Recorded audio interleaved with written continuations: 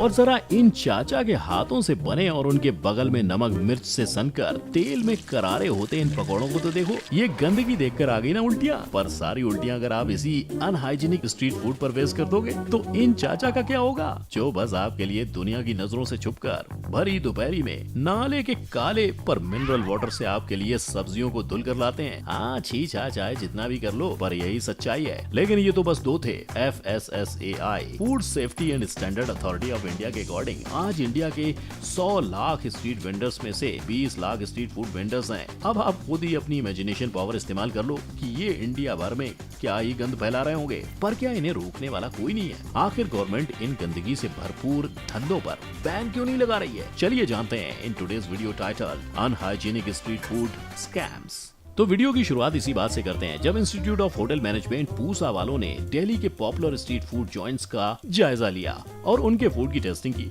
तो भैया इन लोगों को गोलगप्पे में खट्टी मीठी चटनी और मोमोज में मीट जैसे बाकी पदार्थों के साथ फेकल मैटर्स के ट्रेसेस भी मिल गए, यानी कि पोटी के। और भाई ये तो होना ही था, क्योंकि पब्लिक हेल्थ एसोसिएशन 2014 वाले एक डेटा से पता चला था कि जहां 53% इंडियंस अपना कार्यक्रम पूरा करने के बाद हाथ नहीं धोते, वहीं 38% खाने के पहले और 30% बनाने के पहले नहीं धोते। तो सारा गंदगी कहाँ जाएगा? खाने में ही ना। और अगर गलती से ऐसा हो तो कोई क्या कर सकता है? पर यहाँ तो लोग जानबूझकर ऐसी घिनौनी गलतियाँ कर रहे हैं कि ना तुमसे देखा जाएगा और ना ही आगे आने वाली चीजें देखकर उन्हें खाया जाएगा। जैसे ये देखो, ये सोमड़ी में चाचा ने अपने कपड़ों के पीछे से अपने आप को हल्का करके चुपके से मग निकाला और ये मग का पानी अपनी खट्टी मीठी पानी पूरी की बाल्टी में डालकर ऐसे खड़े हो गए जैसे इन्होंने कभी कुछ किया ही नहीं। पर ऊपर वाले की दया माया से चाचा का ये कांड किसी ने अपने मोबाइल में कैद करके इसे दुनिया भर में वायरल कर दिया। और चाचा उनका क्या था,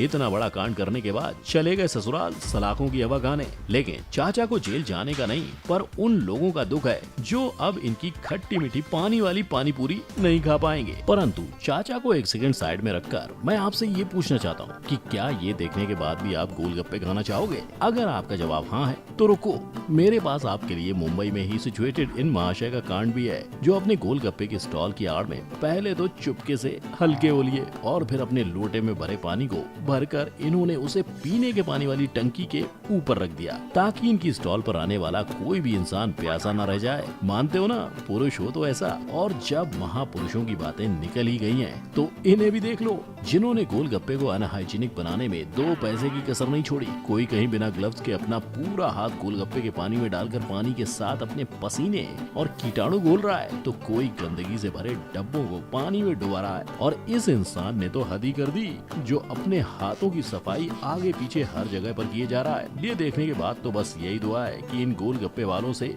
गोलगप्पे खा चुके लोगों को भगवान शांति दे। खैर, अगर ये सब देखकर आपको ऐसा लगता है कि बस गोलगप्पे वालों ने ही गंद मचा रखी है, तो मैं बता दूं, बड़ा पाव से लेकर छोले भटूरे, लिट्टी चोखे से लेकर डोसे और ढोकले से लेकर घुगनी, सबका यही हाल है। तभी तो 2007 स्टैंडिंग कमेटी ऑफ एग्रीकल्चर की रिपोर्ट के मुताबिक इंडिया के स्ट्रीट फूड में हाइजीन और सेफ्टी दोनों ही मैंडेटरी इंग्रेडिएंट्स नहीं पाए गए थे। और अगर कोलकाता और उसके आसपास के एरिया की बात करें तो वहां 85% ऑफ कंटेमिनेशन पाया गया था, जिसके चलते 2007 में ही ministry of food processing industries एक पायलट प्रोजेक्ट के साथ आने की तैयारी में थी, जिसके थ्रू गवर्नमेंट स्ट्रीट फूड को हाइजीनिक और साफ बनाने की कोशिश करने वाली थी। लेकिन स्ट्रीट फूड का हाल आज भी वही है। लोग नाले के पानी में सब्जियां धोते हैं और पकड़े जाने पर भी इन्हें कोई फर्क नहीं पड़ता। जैसे इन भाई साहब को ही देख लो, जो पकड़े जाने के बावजूद अपनी सब्जियां धोने में लगे हुए थे। मतलब एक तो चोरी, ऊपर से सीना चोरी। कमाल है।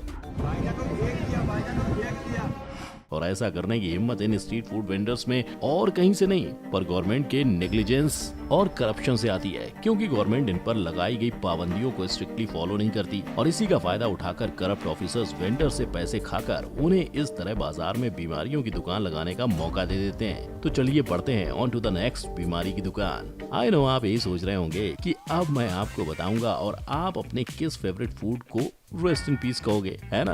वेल, बिना इंतजार आपकी खातिर पेश खिदमत है नान, जिसे लोग बटर नहीं आजकल थूक लगाकर बना रहे हैं, बिल्कुल शादी में पहुंचे इस शाही खानसामे की तरह, जिसके हाथों से बने इस नान को पूरी बारात ने बड़ा स्वाद लेकर खाया था। पर पूछे जाने पर भी इसने नान के स्वाद में चार चांद लगाने वाले अपने सीक्रेट इंग्रेडिएंट्स के बारे में किसी को नहीं बताया। पर चोरी चोरी चुपके चुपके निकाले गए इस वीडियो ने नान बनाने वाले की पोल खोलकर उसकी वाट लगा दी, क्योंकि वीडियो देखने के बाद पूरे बारातियों ने मिलकर इस खानसामे को ढूंढा और फिर पीट पीट कर इसे पुलिस के हवाले कर दिया। अब ये बेचारा हवालात में नान बनाता है, पर अपने सीक्रेट इंग्रेडिएंट्स के बिना। लेकिन ये भाई साहब अकेले नहीं है जो आपके फेवरेट खानों के जायके को बदलने के लिए कड़ी मेहनत करते हैं। नो, थोड़ा क्रेडिट इन्हें भी दो, जो चाट चाट कर और अपने पैरों से आपके सुबह वाले ब्रेकफास्ट टोस्ट को बीमारी का घर बनाने के लिए कच्चे बनियान पहने लगे हुए हैं। लेकिन नहीं, सिर्फ ये देखकर टोस्ट से नाता तोड़ने की जरूरत नहीं है।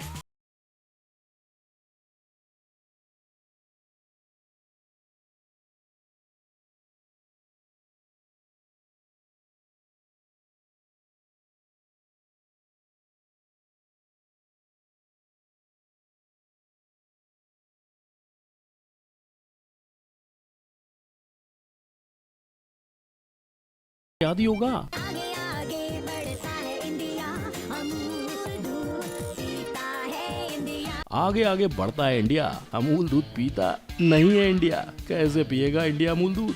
कैसे? जब ये दूध वाले भैया लोग ऐसा करेंगे, देखा दूध में पानी तो हर दूध वाला मिलाता है, पर इन्होंने तो नल का पानी मिलाने की तकलीफ भी नहीं उठाई। दूध की डिलीवरी के सफर में जिस नाव में सवार थे उसी से झुक झुका के गंदे नाले जैसे ताल का पानी लिया और मिला बैठे अपने बड़े बड़े डब्बों में। अब कोई बीमारी से मरता है, तुम मरे, इनका क्या? इन जैसे लोगों की वजह से ही पानी के थ्रू बीमारियां फैलाने वाले बैक्टीरिया जैसे कॉलीफॉर्म फैल जाते हैं। कैसे कैसे लोग रहते हैं यार यहाँ पर। साला तुमको पागल कुत्ते का गाड़ी उठा के ले जाएगा, बता रहे हैं हम। जैसे institute of hotel management Pusa की एक और टेस्टिंग में दिल्ली के कनॉट प्लेस राजौरी गार्डन में मार्केट और कई जगहों पर इस बैक्टीरिया को परमिसिबल लिमिट से 48 टाइम्स हायर पाया गया था। पर जब लोगों को मारने के लिए दूध में पानी नहीं मिलाया जा रहा होता है, तब कुछ ऐसे समझदार लोग लोगों को डायरेक्ट कांच के टुकड़े पिलाकर ही मार डालने में लगे होते हैं। खुद ही देख लो, ये इनके हाथों से ग्लास छूटा, ये इन्होंने कांच का बड़ा टुकड़ा निकाल कर फेंका और फिर लग गया दूसरा गिलास भरकर पिलाने में। ये देख लो कैसे करता है, कैसे करता है। जैसे कुछ हुआ ही नहीं। भगवान से नहीं डरता ये आदमी, ये किसी से नहीं डरता है, ये लोगों के नुकसान करवाता है। मतलब छोटे मोटे कांच का क्या, किसी के पेट में चला गया तो क्या होगा भाई?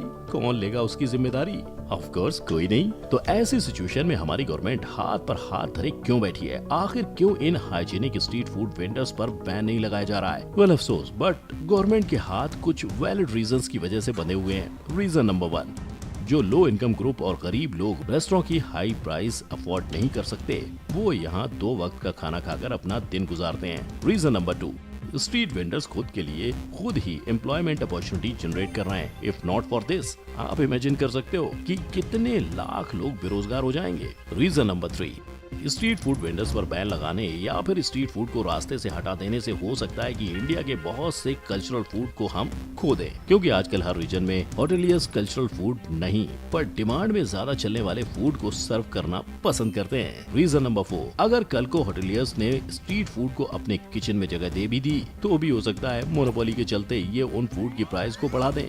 ऐसे में गरीब लोग तो भूखे ही रह जाएंगे, है ना? पर अनहाइजीनिक फूड को खाकर बीमार होना भी कहाँ तक सही है? क्योंकि 2019 के एक आर्टिकल के मुताबिक दुनिया भर में 6000 लाख लोग कंटेमिनेटेड फूड खाकर बीमार पड़ रहे हैं और इससे हर साल 4,20,000 जितने लोगों की मौत भी होती है। इसीलिए बैन नहीं, पर गवर्नमेंट को कुछ बेसिक स्टेप्स उठाने की जरूरत है, जैसे ग्लव्स और हेयर कैप्स को हर फूड वेंडर के लिए कंपलसरी करना, इन स्ट्रीट फूड वेंडर्स का टाइमली और कभी कभी अचानक हाइजीन चेक करना, ताकि पता चल सके कि लोग इन रूल्स को फॉलो कर भी रहे हैं या नहीं। इसके साथ ही वेंडर्स के लिए गवर्नमेंट अथॉरिटीज से लाइसेंस लेना कंपलसरी कर देना चाहिए और रूल्स ब्रेक करने पर कड़ी पनिशमेंट भी होनी चाहिए। वहीं वेंडर्स और लोगों को हाइजीन की वैल्यू समझाने और लापरवाही करने से होने वाले नुकसान के बारे में बताने के लिए गवर्नमेंट अवेयरनेस प्रोग्राम चला सकती है, उन्हें हाइजीन प्रैक्टिस की ट्रेनिंग दे सकती है। दूसरी तरफ लोग खुद भी आगे आकर अनहाइजीनिक वेंडर से परचेज करना बंद कर सकते हैं, ताकि डिमांड न होने पर वो हाइजीनिक प्रैक्टिस करें। आपको क्या लगता है?